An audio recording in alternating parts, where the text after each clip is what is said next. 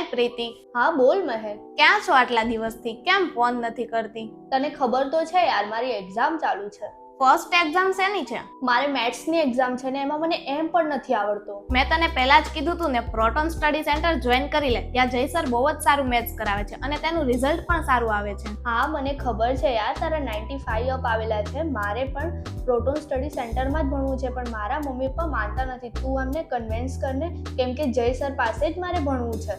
Okay okay, હું convince કરીશ તારા પેરેન્ટ્સને.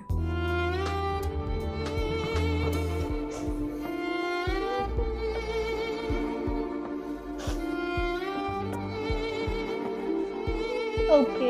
પ્રીતિ, તું રોવે છે? રૂક, હું આવું જ છું તારા ઘરે.